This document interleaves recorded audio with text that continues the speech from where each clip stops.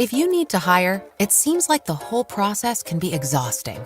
You search resumes, wait for the right candidates to apply, set up initial interviews. It's a lot of time and work. Well, what if you could meet with qualified candidates for your job the very next day? Now you can with Zip Intro from ZipRecruiter. And right now, you can try it for free at ziprecruiter.com/radio. Zip Intro is super easy to use. You simply pick a time, and it does all the work of finding and scheduling qualified candidates for you. Then you can choose who you want to talk to and meet with great people on back-to-back video calls as soon as the next day. Best of all, you save time and energy. Try Zip Intro for free right now at this exclusive web address, ziprecruiter.com/radio. Zip Intro.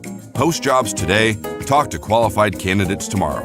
Once again, go to ziprecruiter.com/radio to try it for free. That's ziprecruiter.com/radio.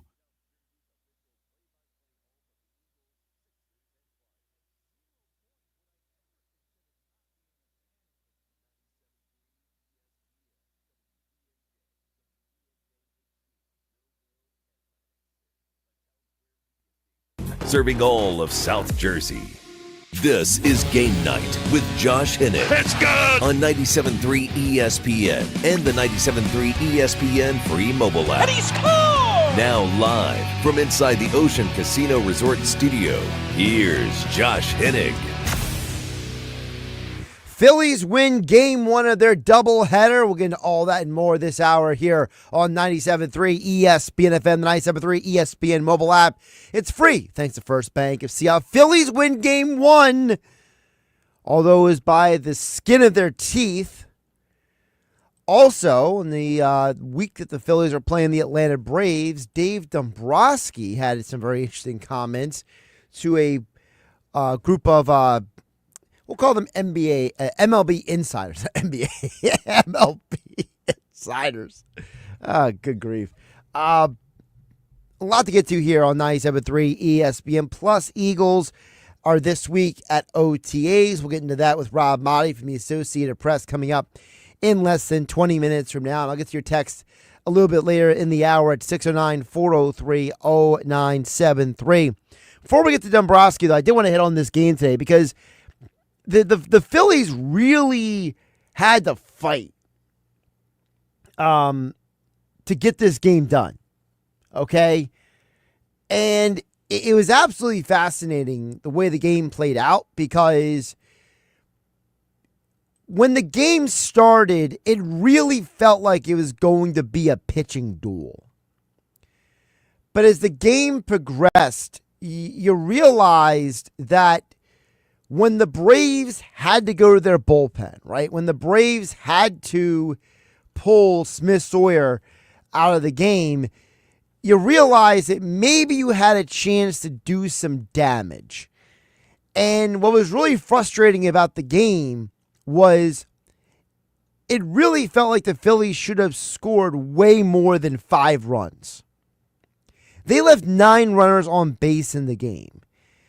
And for a team that had 10 hits and 2 home runs, you kind of felt like they probably should have scored maybe closer to 7 runs. But they left runners on base, and the bullpen gave them some problems. And the irony is that in real time, as Mike Gill was all talking on the Sports Bash about the Phillies bullpen, and about who are the most reliable people in the bullpen, one of those reliable arms, Matt Strom, he basically let the Braves back into the game. That home run by Murphy was an absolute bomb. And the way the game played out, Atlanta found ways to score runs, and you kind of felt like they probably shouldn't have scored some of those runs. You know, that Harris double off of Strom, left-handed batter and left-handed pitcher, that really felt like that should not have happened. You know, you think about, Acuna doesn't start the game. He comes into the game as a pinch hitter. He gets an RBI in the 6th inning off of Sanchez. So when you really break it down, two of the Phillies' better pitchers, right? Sanchez and Strahm are accredited with the 3 earned runs today. It was the guys that have been a little bit questionable at times, Kerkering and Ruiz, who pitched great. The guy then coming in who makes us all lose our minds is Romano. And Romano got the save, and I appreciate the fact that he worked his way out of trouble, but he still had 3 walks. And there was still multiple moments in that game where you were thinking, oh no, here we go. Ah no, here's the end of the game. You know, the Braves had to go to their bullpen in the 3rd inning. Their bullpen combined to allow 2 runs the rest of the game. That bullpen was forced to do something they did not want to do on a day you have a doubleheader. They got 4 innings from Blewett and Bummer. And then they got the rest of the game covered by Johnson, Hernandez, and Dodd. And all those guys only gave up 2 runs. The Phillies bullpen also only gave up 2 runs, but it was a lot fewer innings. So there's a part of you that's looking at the Phillies right now and says, we're glad they won. It's cool they have the best record in the National League. But what are they going to do about the bullpen? Well, Dave Dombrowski addressed that. This is, he was on the show podcast. It is hosted by MLB insiders Joel Sherman and John Heyman. Dombrowski seems to go on this podcast once a year. So it's kind of one of those deals where you have to pay attention to when he might be showing up. And he was asked about the bullpen. And Dombrowski admits, hey, the bullpen is a problem for us.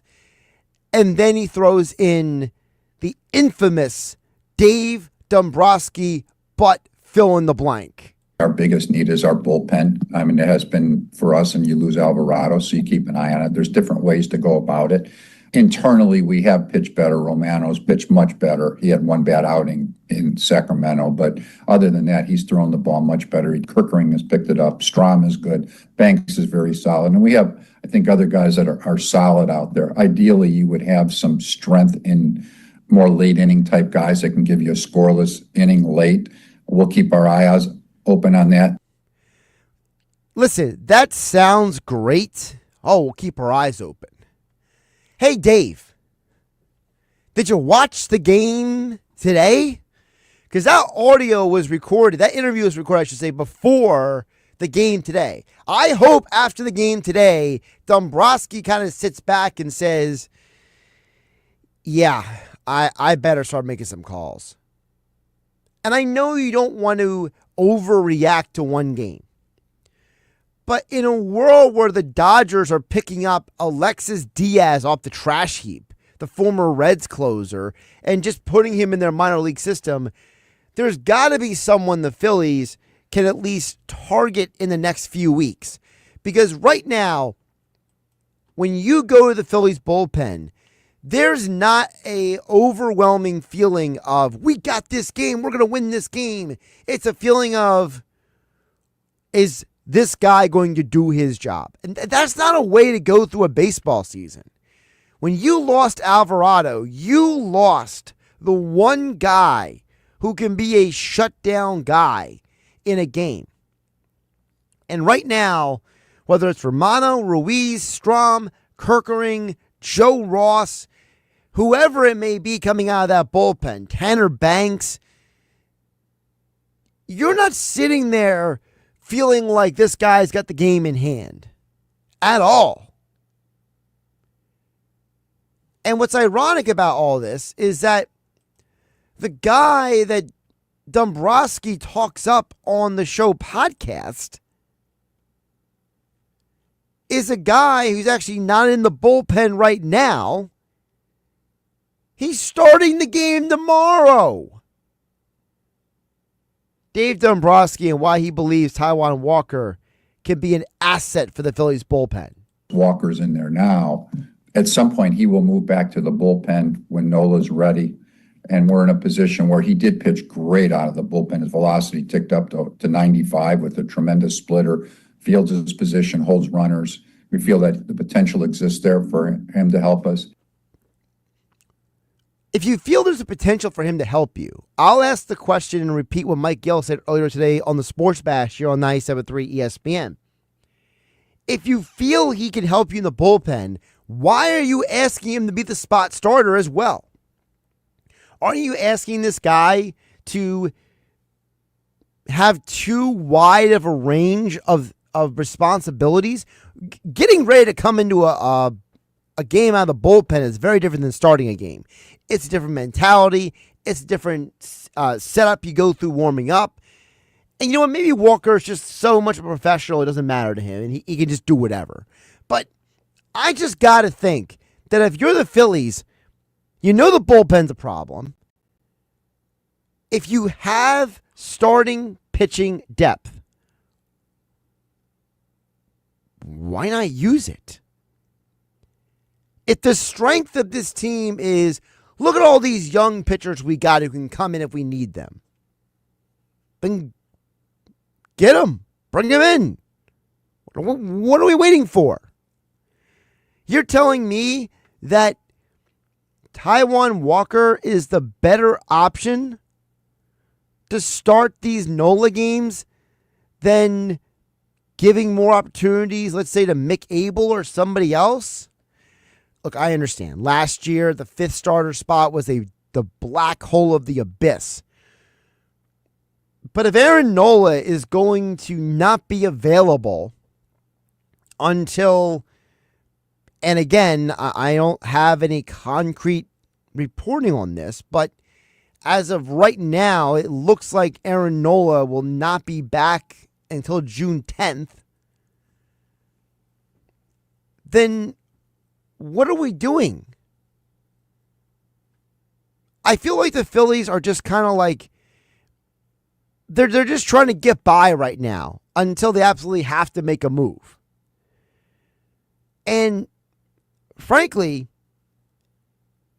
it's that mentality that drives me nuts when Dave Dombrowski says something like this when he was asked about, hey, your starting pitching is your strength, but what's going on with your offense? And, Dave Dombrowski on one hand admits, hey, there's a problem, but on the other hand, doesn't give a solution to the problem. I don't feel like our offense is really gelled 100% by any means. And yet we're still among the league leaders in many categories. It's interesting. I just think it points to how much offense is down throughout the game. So I think for us, a lot of it, I think, just becomes an internal improvement for us. He says it's an internal improvement. Okay, well,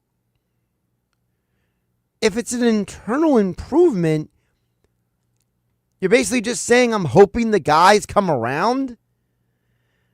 More from Dave Dombrowski on the show podcast, talking about how he expects the Phillies' current group of hitters to turn it around sooner than later. The one place we're not really productive at this year, we haven't hit a lot of balls in the gap. I think we're only 8th in the National League in doubles. We have a club that traditionally would be very good in that regard. So we've got a lot of singles, we got walks, got the on-base percentage. But I think as time goes on, these are proven big league hitters that have driven the ball in the gap, and I think they'll pick that up as the year goes on. These are the same proven big league hitters who have choked in the postseason, Dave. And again, this gets back to the issue I have with the president of baseball operations for Philadelphia Phillies, Dave Dombrowski. You can tell me all you want. We have great hitters. We have good pitching. But it's not good enough. If your hitters and your pitching was so great, and it was so elite, and it was so out of this world, then you would have won a championship by now. And I think that is where someone like myself, the Phillies are at a point where they're exasperating, because the president of baseball operations, he's expecting them to turn around. He's expecting them to do great things. But I still haven't seen it. And frankly, considering how great of an acquisition Jose Luzardo was this offseason, doesn't that implore you even more, Dave Dombrowski, to go out there and make some serious moves to improve this roster, to make it more fortified, to make it a little more invincible? We'll get to your text a little bit later this hour. 609-403-0973. Your DMs into 973 ESPN mobile app powered by First Bank of Seattle. And as always, we are live on my YouTube channel at Josh Hennig. Coming up on the other side, Eagles OTAs, biggest offseason question still for Philadelphia. We'll ask Rob Maaddi from the Associated Press next on 97.3 ESPN. 97.3 ESPN has teamed up with Seize the Deal for incredible weekly offers from some fantastic local restaurants. Here's this week's big deal. Get a $50 gift card good for use at Tuckahoe Inn in Marmora for just $25. Get this great deal starting Friday at 9 a.m. at seizethedeal.com. Hurry, chances are this deal will sell quickly. For more info on this great deal, go to seizethedeal.com. Progressive knows owning a home can be hard, but not always. Like when you're relaxing on your patio, enjoying a nice, quiet evening. So quiet. Except for the sound of the neighbor's party. Which you said you'd go to if you weren't busy. And your quiet night on the patio, that's not exactly busy, is it? Maybe you should just stay inside. At least Progressive's Home Quote Explorer lets you easily compare rates, so shopping for insurance is the easiest part of owning a home. Progressive Casualty Insurance Company affiliates and third-party insurers. Comparison rates not available in all states or situations. Prices vary based on how you buy. Now at Verizon, we have some big news for your peace of mind. For all our customers, existing and new, we're locking in low prices for 3 years guaranteed on My Plan and My Home. That's future you peace of mind. And everyone can save on a brand new phone on My Plan when you trade in any phone from one of our top brands. That's new phone peace of mind. Because at Verizon, whether you're already a customer or you're just joining us, we got you. Visit Verizon today. Price guarantee applies to then current base monthly rate. Additional terms and conditions apply for all offers. They say no two people learn the exact same way. So how did Babbel become the award-winning language learning app with over 16 million subscriptions sold? Well, we thought of you. All of you. Take Sierra. She's an artist and absolutely a visual learner. She's doing a deep dive into our Babbel wordplay videos. Today I'll share a quick lesson on shopping in French. Merci beaucoup. Malcolm is very much a type A, say it to my face, listening learner. So he checks with Babbel's speech recognition to make sure that accent? Precio. Keith's a real people person and a curious learner. So he loves Babbel's Culture Bites, full of insights and native knowledge about the language he's learning. Like what's served for Christmas dinner in Germany? Glühwein, Weihnachtsgans und Christmasstollen. Wherever you are, however you learn, Babbel is the best choice to break any language barrier. Save up to 50% on your Babbel subscription when you sign up at Babbel.com. That's Babbel.com. Babbel.com. Memorial Day savings are here at the Home Depot with free delivery and up to 40% off, plus up to an extra $450 off select appliances like LG. Plan your get-togethers with an LG refrigerator you can count on at the Home Depot. And with the connected ThinQ app, you'll know when to replace the filter. Spend less time worrying this Memorial Day with savings on LG, America's most reliable appliance brand, at the Home Depot. Free delivery on appliance purchases of $396 or more. Offer valid May 15th through June 4th. U.S. only. See store or online for details. Not another one. 26-year-old male, wasn't wearing a seatbelt. How's the driver in the other vehicle? Yeah, thankfully she's okay. She had her seatbelt on. It's really sad. You know, these tragedies are entirely preventable. It said click it or ticket, but for some, they should be so lucky. Besides getting a ticket or a fine, the consequences could take your life. So don't risk it. Click it or ticket. This message is brought to you by NHTSA. From the Town Square, New Jersey Info and Weather Network, I'm Chief Meteorologist Dan Zarrow. Several waves of rain aiming for South Jersey over the next 48 hours. We're talking about scattered showers and thunderstorms this time around, not a constant soaking. In fact, some showers may clip us tonight. It'll be mostly cloudy otherwise with a low of 62. Tomorrow, clouds and some sun, high 74. Most of the day looks dry, but showers and thunderstorms likely from late afternoon on. A few more waves of showers on Saturday. Get weather 24/7 wherever you are. Download our free mobile app today. Relay for Life of Atlantic County is a chance to celebrate cancer survivors and caregivers, remembered loved ones, and fight back against every cancer as we join together for every life. Funds raised support the American Cancer Society mission of ending cancer as we know it for everyone. That means funding cancer research breakthroughs that can help save lives and providing free patient and caregiver support. Visit relayforlife.org/Atlantic County NJ and join us on May 31st at 1 p.m. at the Police Activities League in Egg Harbor Township. This is Game Night with Josh Hennig on 97.3 ESPN and the 97.3 ESPN free mobile app. You know, it's interesting. When we go back to the Colts when him and I are together, I think there's a lot of fundamental things that we see the same way, you know, but I do think our brains work differently. So it's a good back and forth conversational piece that we have constantly. And there's a lot of things, like I said, that he believes in that I believe in as well. And we're going to do those things. But I do think we challenge each other to grow. And he's awesome about just finding new ideas and testing the waters and saying, what if we did this? What if we tried that? And he challenges you as a coach to really continue to grow your game.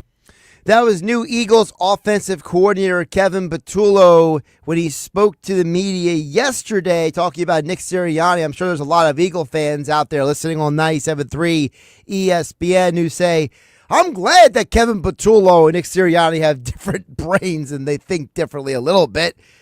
We'll get into all that and more. Some of the big questions still with the Eagles and around the NFL as we are now in the year of off-season training activities.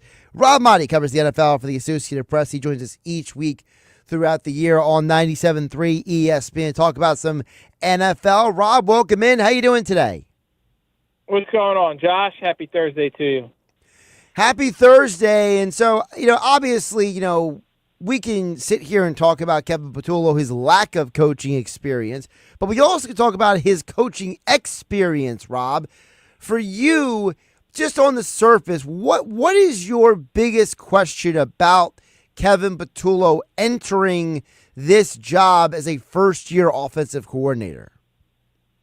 I think anytime you have somebody in a position of importance like that who hasn't performed that job at this level, there's going to be questions on how he handles it, how he can tackle game day, how he can approach having to make adjustments on the fly and then adjustments at halftime and really getting in sync with the players. But I also don't think inexperience can be that much or has to be that much of a deterrent. I think Kevin Patullo is positioned nicely with the Eagles offense, his familiarity with this team, having Nick Sirianni there, and really, quite frankly, Saquon Barkley, Jalen Hurts, A.J. Brown, Devontae Smith, and that offensive line is going to make a lot of offensive coordinators look good, even if they're incompetent. Not that he is. I think Kevin Patullo can do a great job, a fantastic job, but there's going to be question marks, especially early on in the season, how he handles the game plans, how he attacks certain defenses and schemes, and how he can build chemistry with the quarterback, with the rest of the offense, and just how he can play out and just manage a game and take it from the first quarter through the fourth quarter, 2-minute drills, 4-minute offense, all of that stuff. Well, I think it's interesting, Rob, is that while I hear what you're saying about, hey, if you got this talent, they're going to make you look good. A lot of that talent was given to Brian Johnson minus Saquon Barkley back in 2023, and it didn't go as well for him. So to me, Rob, I think the biggest difference between Brian Johnson 2 years ago and Kevin Patullo now is the fact that I think that it should be noted that Patullo confirmed yesterday what's been reported by a lot of people who cover the Eagles, which is he had a large role in developing the offense with Kellen Moore last year. And I don't think Brian Johnson had that kind of level of hands-on experience with the offense before he became OC.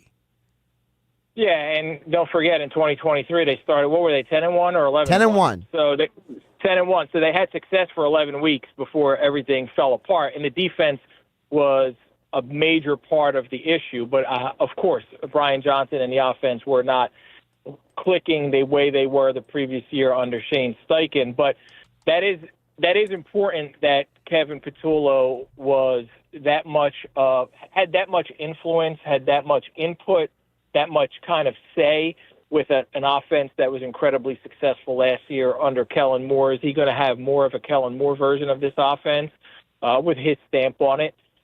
Probably more likely to be that way. And I think anytime you've had success in the past and you were part of that success, you don't want to stray too far from it because you know what works. And, of course, defenses are going to be keying in and trying to figure out how to stop the Eagles this year because they couldn't do a good job of it last year. Really, nobody did after week 4, week 5, whenever that was in Tampa, that debacle. But I think that should be a big part of what Kevin Patullo does is rely on their strengths and what they did last year and how they were able to have that kind of success and just try and duplicate it.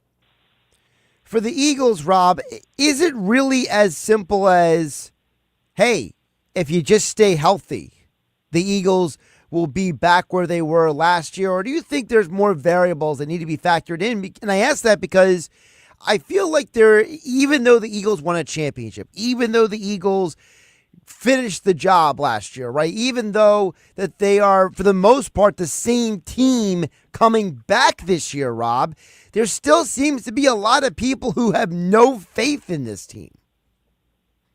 Yeah, that's surprising to me because you think about the success they had last year.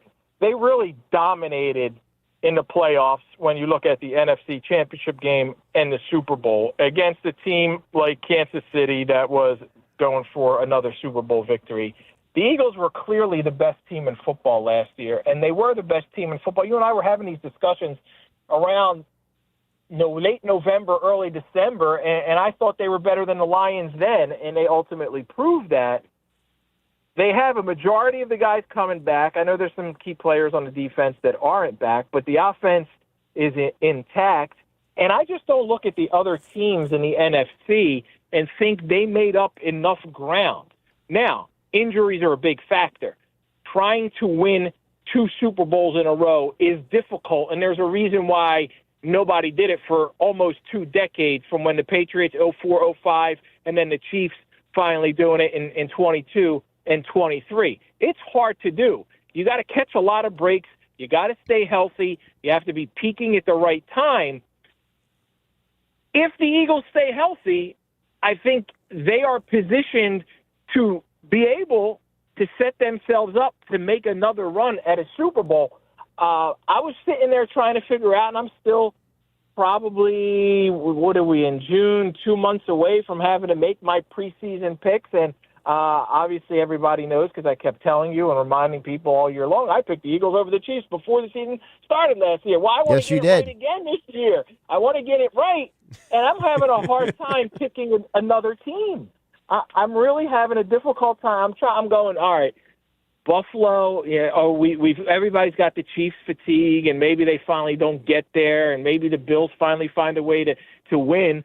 But I'm telling you right now, we're at May 29th, so probably 3 months, 3 months away from having to make my pick on officially. I'm leaning towards a repeat. I don't see any. Now, obviously, that we got to go through training camp, and God forbid something happens to Jalen Hurts or Saquon Barkley or A.J. Brown or somebody, Jalen Carter, or one of these guys who are really just major parts of the success of the team, and you can't afford to lose them.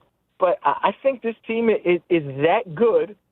The rest of the league hasn't caught up, and unless they hurt themselves or get hurt, we could be looking at back-to-back parades, Josh.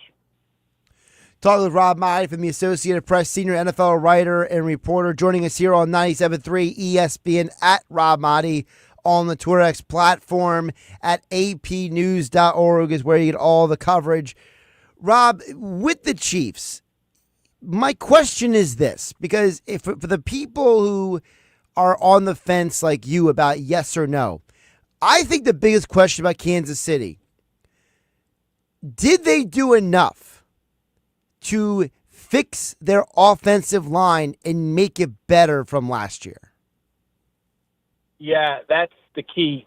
That's the key question with the Chiefs, because the 2 Super Bowls they've lost with Patrick Mahomes and Andy Reid looked similar, where the pressure made Patrick Mahomes a mere mortal of a quarterback. They got rid of Joe Thuney, who's an all-pro. They draft Josh Simmons, who's a guy that I had potentially ticketed to go to the Eagles, but he's coming off an injury. I don't know that they've done enough right now that offensive line is going to be any better.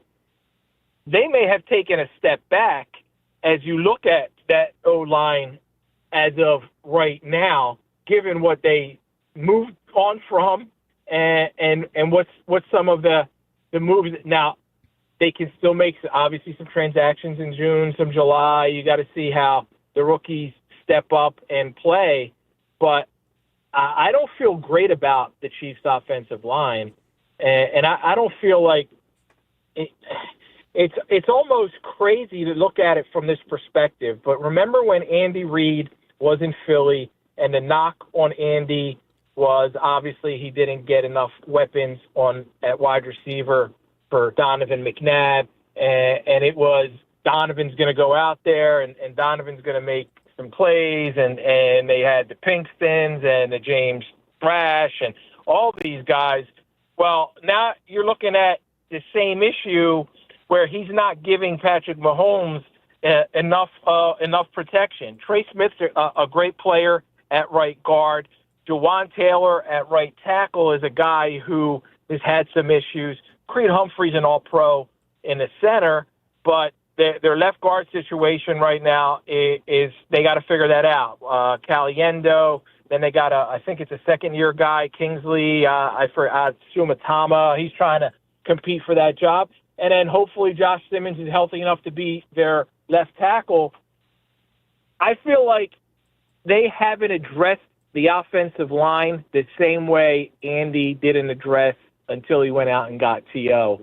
And that would be unfortunate for Chiefs fans, but a good thing for Philadelphia Eagles fans if they end up having to face each other again in the Super Bowl. They do play again in the regular season at least. But Rob, the crazy thing about what you just said is that when the Bucs wrecked the Chiefs' offense 5 years ago, right, in that Super Bowl, they rebuilt that O-line almost overnight. It's almost like the Chiefs treated what happened in Super Bowl this year as like an anomaly or something. It's just such a strange approach that it's like, what did the Chiefs do this offseason? Their defense got better. And it's like, well, the defense ain't protecting Patrick Mahomes. No, yeah, you're right. They rebuilt that offensive line after the Bucs exposed them, and they were able to get back to the Super Bowl and win a couple.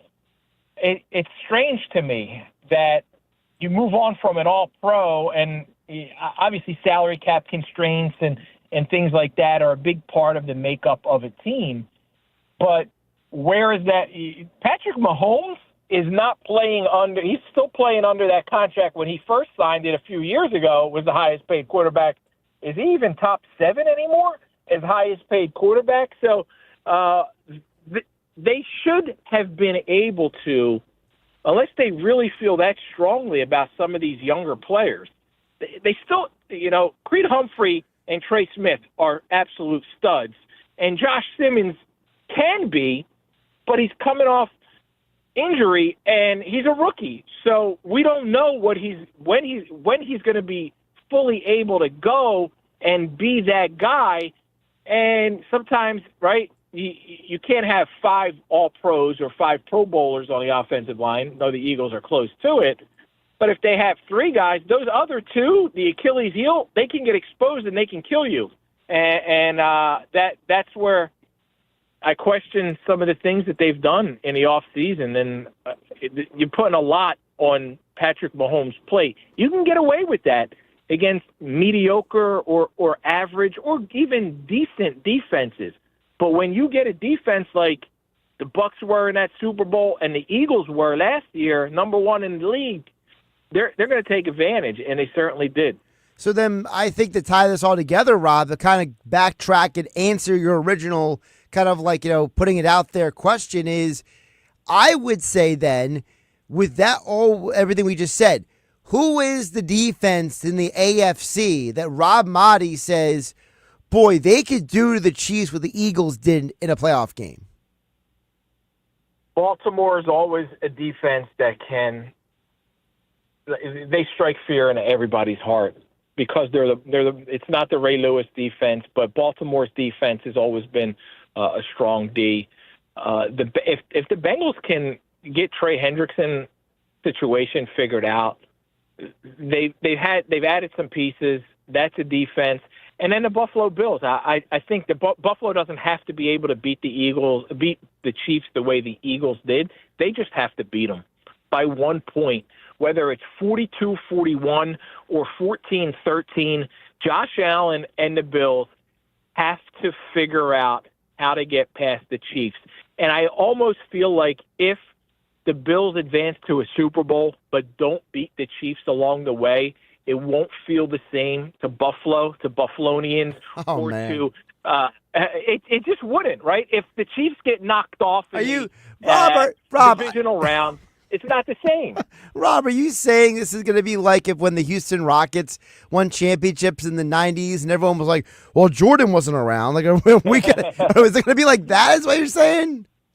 Josh, with all the shows out there, with all the need for content, especially in June and July, if the Bills, and this will be a topic of conversation the day after, if the Bills advance to a Super Bowl but don't have to beat the Chiefs along the way, people will say, well, did the Bills really accomplish anything? They still couldn't beat their big foe. They still couldn't get over that hurdle, even though they beat them in the regular season. But they haven't been able to beat them in the playoffs, and they still didn't have to. It's remember when the Phillies beat the Rays in the World Series, and the Rays knocked off Boston. The Phillies didn't have to go through the Red Sox to win that World Series. They beat the Rays, and there's always the detractors who say, well, who'd they beat? Hey, I'll take a title one way or another.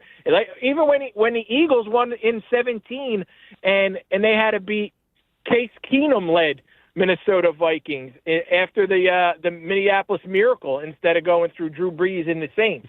But, hey, they did it. They got there. It doesn't matter. By the way, I got 6 out of 10 questions right when Mike Gill did the Stump the Sports Geek segment with me on Wednesday of Phillies playoff trivia. The one I got wrong, Rob, is I couldn't remember which left-handed Tampa hitter was the guy that Brad Lidge struck out. Do you remember who the left-handed hitter was? Yeah, Eric Hinsky.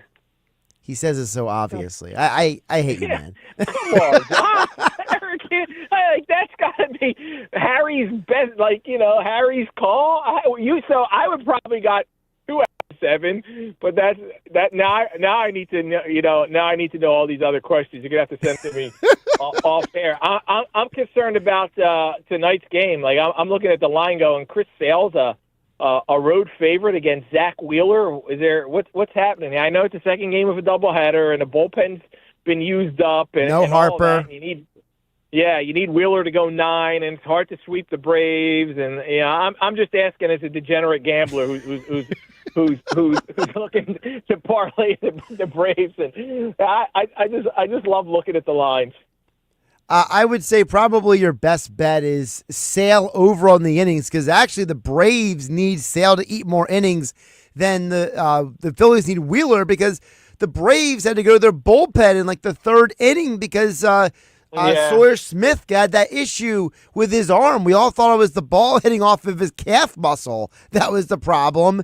And then apparently, I don't know if you saw the report that apparently Spencer Strider went to the Braves coaches and said something is wrong with his arm. You got to get him out of the game. So, what a wild set of circumstances. That is that. No, I didn't see that report. That's crazy that Strider has to do that. He didn't want to report an injury himself. So Sawyer Smith apparently.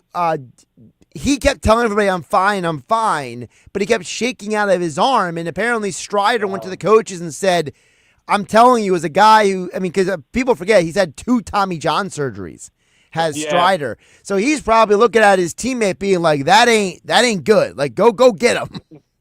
No, that's a telling sign. If you're shaking your arm on the mound, whether it's numbness in your fin, whatever it is, there's a problem there. That's an issue. So they shouldn't have needed Spencer Strider. They still haven't hit anybody since Bryce Harper took one on the elbow.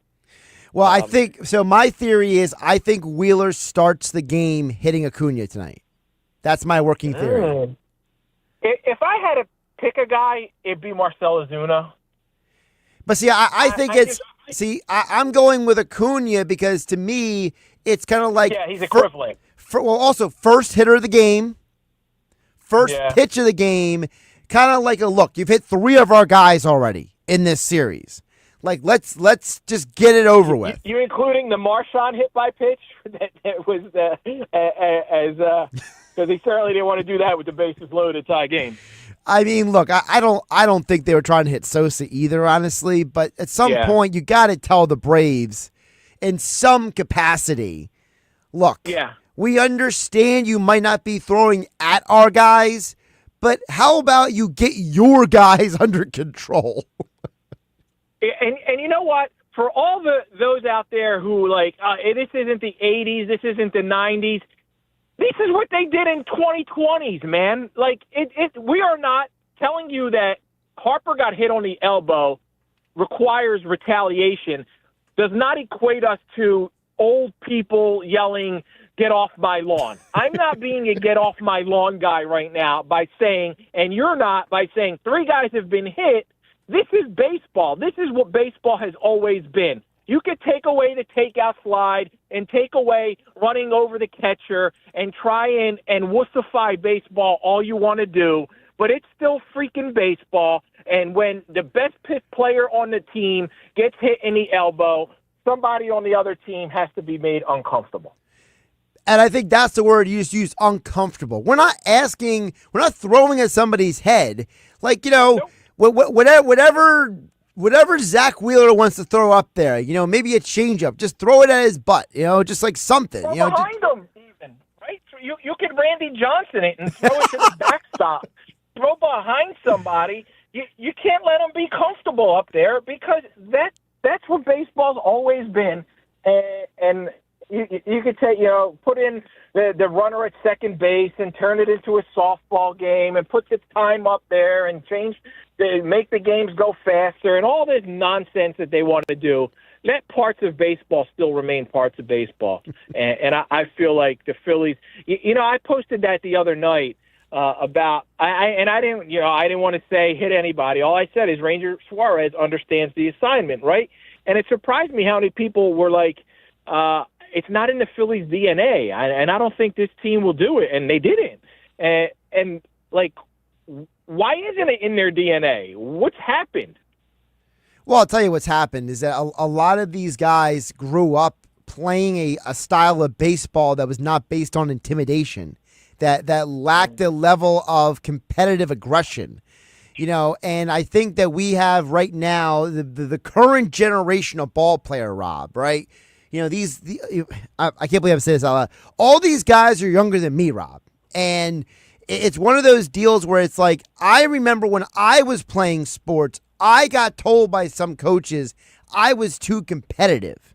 And so if that's what they were telling me, and I'm 4, 5, 6, 7, 8, 9, 10 years older than a lot of these guys in the field right now, I can only imagine how these guys did not grow up in environments where the idea of, the pitching was about intimidation, hitting was about, dominating the box, taking that plate belongs to you.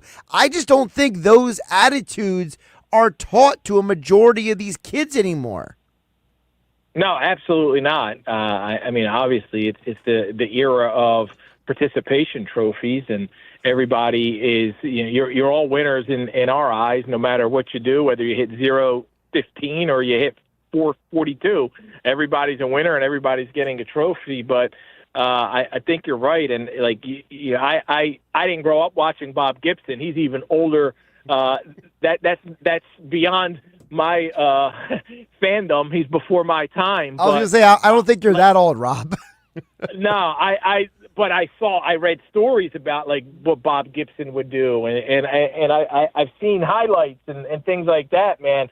guys like him, Nolan Ryan or Steve Carlton, these guys, like that's what I grew up on. That's the kind of baseball it was. You own the plate, you go up there and you try and the pitcher has to make it his, and you don't have to hit him.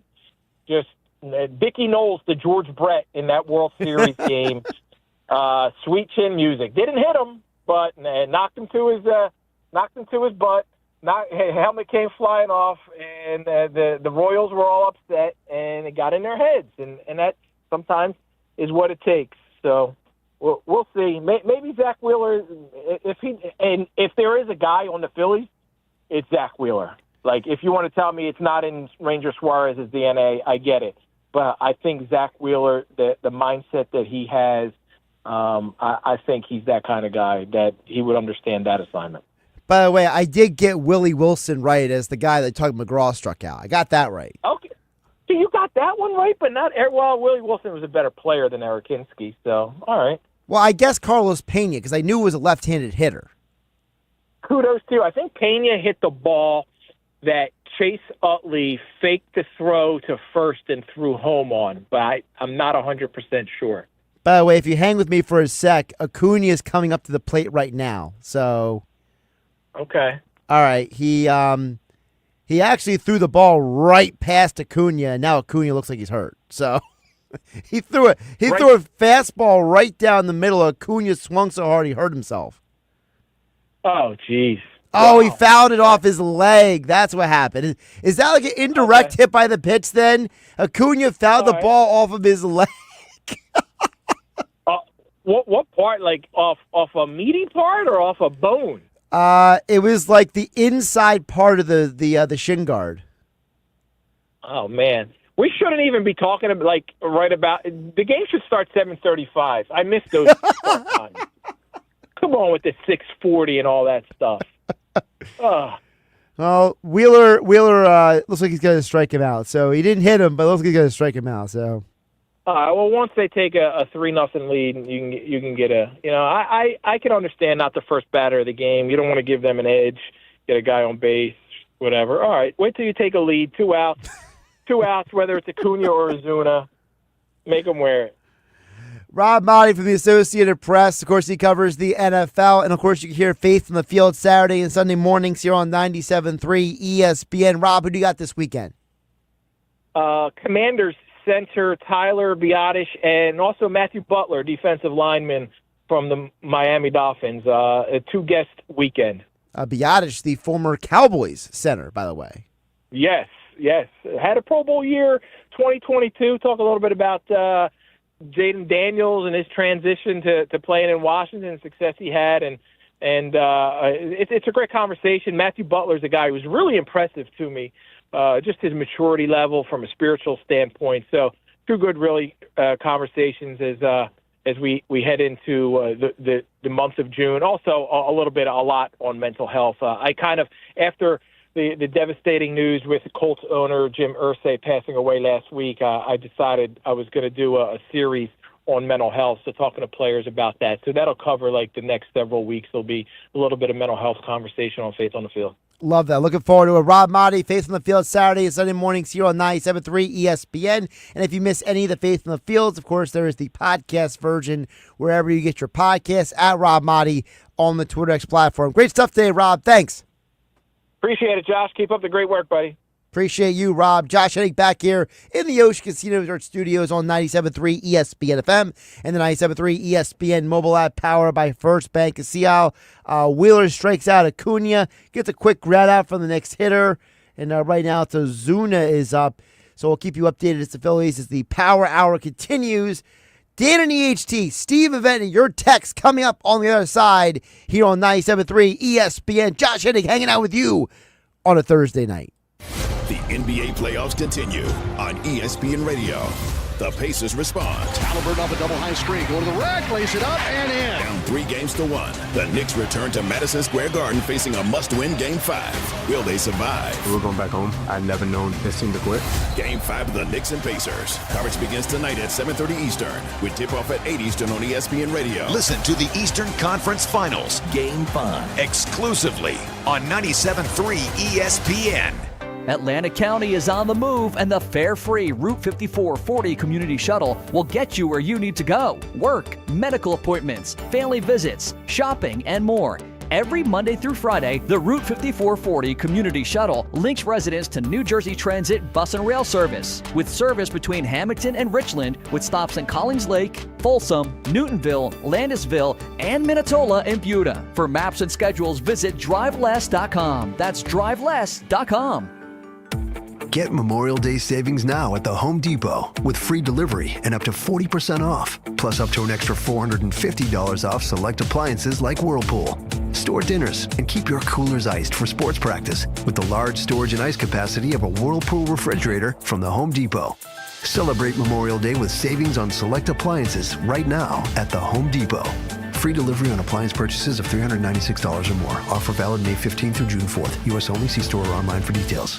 Progressive knows if you have to choose between everyday life and your RV, RV wins. What, are you going to take the RV to the lake or clean out your closet? RV wins! Putting the dishes away or taking the RV camping? RV wins! Cleaning the fridge or taking a trip to the beach? RV wins! You might want to clean the fridge real quick because, mold. We clean out the fridge, then take the RV out. With Progressive, you can bundle your RV with your home or auto and save with a discount and spend more time enjoying those savings in your RV. Progressive Casualty Insurance Company, affiliates, and other insurers not available in all states and situations. As America's leading business lender, Bank of America is on your corner and in your corner. With over $5 billion in business loans and more than 90 business specialists right here in New Jersey, they help businesses thrive so communities prosper. What would you like the power to do? Learn more at bankofamerica.com/local business. Bank of America, official bank of FIFA Club World Cup 2025. Copyright 2025 Bank of America Corporation. All rights reserved. When you're hiring, have you ever felt like you're missing out on meeting truly great candidates for your roles? It seems impossible to find them, but they have to be out there somewhere, right? Well, they're not hard to find when you know where to go, and that place is ZipRecruiter. And right now, you can try ZipRecruiter for free at ZipRecruiter.com/free. ZipRecruiter helps 10 million people with their job search every day. And because these people are actively looking for jobs just like yours, it's easy to find the right person right away. In fact, 4 out of 5 employers who post on ZipRecruiter get a quality candidate within the first day. But if you're not using ZipRecruiter, you're missing out. So see what it's like when the impossible is easy. When you go to ZipRecruiter.com/free right now to try ZipRecruiter for free. Once again, that's ZipRecruiter.com/free. ZipRecruiter.com/free. Never miss out on great candidates with ZipRecruiter. Get in the zone, AutoZone. Welcome to Bundle Deal Days at AutoZone. Well, I do need a bundle of things. When you bundle, you save. Do I save if I bundle oil with an oil filter? Save up to $12 on that bundle. What about brake pads and rotors? Bundle those and the brake pads are free. Can't save more than free. You can save on hundreds of deals during Bundle Deal Days. Ends June 2nd at AutoZone. Get in the zone, AutoZone.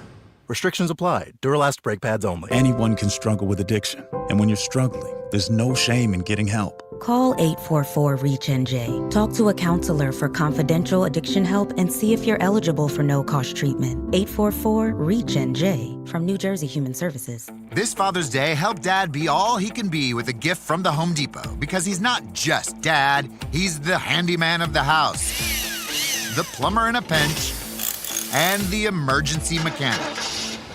Upgrade his gear this Father's Day with the Husky Mechanics 270-piece tool set from the Home Depot. Now on special buy for $119, a $695 value.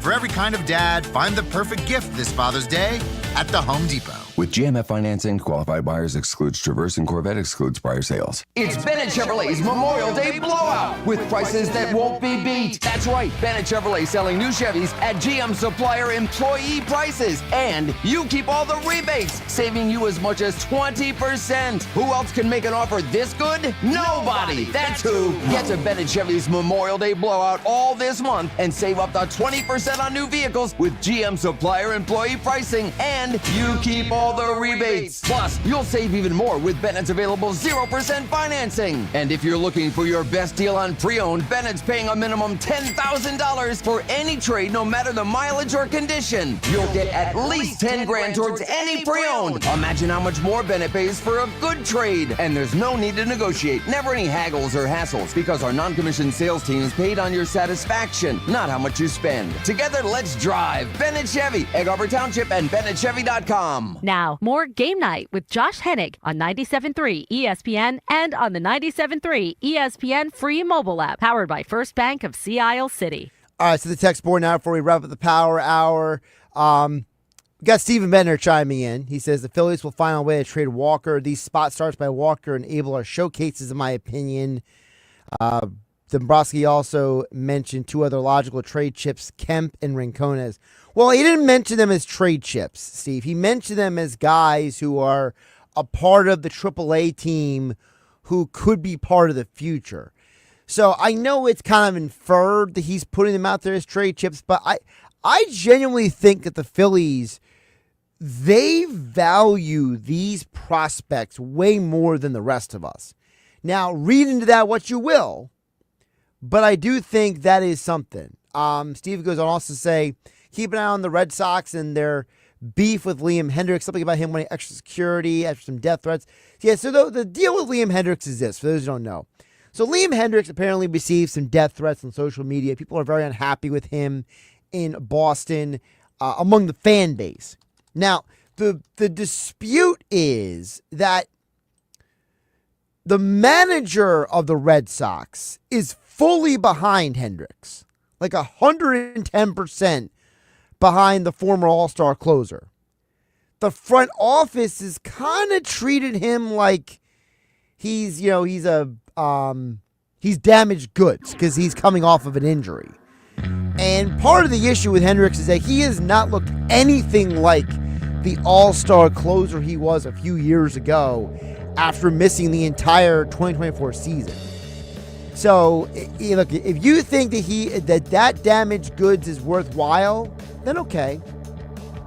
Dan EHT says, putting a postseason bullpen together is probably the most challenging thing in a playoff in baseball. I really feel like last year's team was gassed. I still think the best thing to do is have Walker, Suarez, or Luzardo be in the pen during the postseason. Well, it probably would be definitely Walker, maybe Suarez. Luzardo is probably your game 2 starter in the postseason. My working assumption right now is your top 2 starters in the postseason is Wheeler and then Luzardo, and then the rest of it is to be determined. I'm Josh Hennig. This is Game Night. Catch you tomorrow on 97.3. Hey, South Jersey, this is Billy Schwein. Tune into The Locker Room every Saturday and Sunday from 10 a.m. to noon on 90.